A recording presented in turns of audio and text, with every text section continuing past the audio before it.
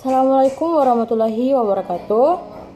Di sini saya akan menjelaskan tentang fungsi dan kedudukan bahasa Indonesia. Bahasa Indonesia memiliki kedudukan yang sangat penting, diantaranya bahasa nasional, bahasa negara, bahasa satuan, bahasa baku, dan kedudukan tersebut bertujuan untuk mempererat hubungan antar suku yang ada di Indonesia. Di sini saya akan menjelaskan satu persatu dari kedudukan tersebut. Yang pertama, bahasa nasional. Bahasa nasional adalah jati diri bangsa Indonesia bila berkomunikasi pada dunia luar, seperti sarana hubungan antar warga, antar daerah, antar budaya, dan lain sebagainya. Contohnya bahasa negara. Bahasa yang digunakan di berbagai aktivitas administrasi negara, seperti perencanaan dan pelaksanaan pembangunan bagi negara Indonesia sebagai negara yang maju dan negara berkembang. Selanjutnya, bahasa persatuan.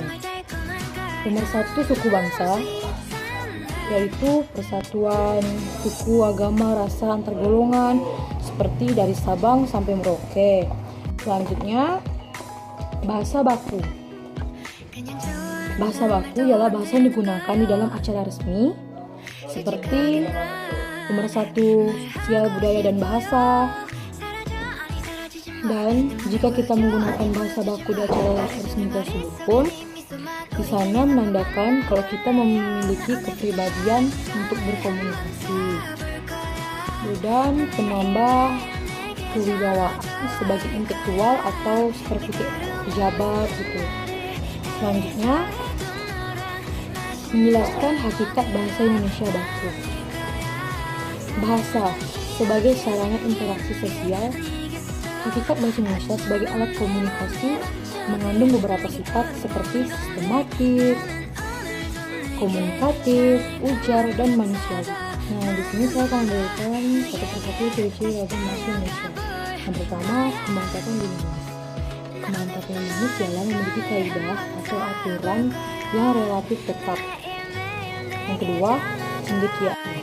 Sanggup mengungkapkan suatu proses pemikiran yang rumit di berbagai ilmu dan teknologi. Yang ketiga, keragaman kaidah atau aturan, norma-norma, dan lain sebagainya. Selanjutnya, menjelaskan ciri-ciri bahasa baku dan tidak baku. Bahasa baku, ciri-cirinya yang pertama, bentuknya tetap dan tidak berubah. Yang kedua, tidak terpengaruh bahasa asing ataupun bahasa daerah. Yang ketiga, memiliki arti yang pasti, tidak rancu, dan tidak berlebihan.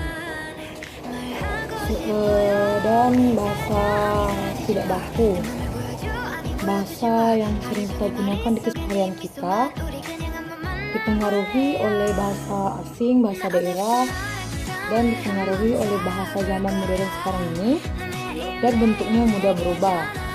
Nah, saya akan memberikan contoh bahasa baku dan bahasa tidak baku. Yang pertama, bahasa baku.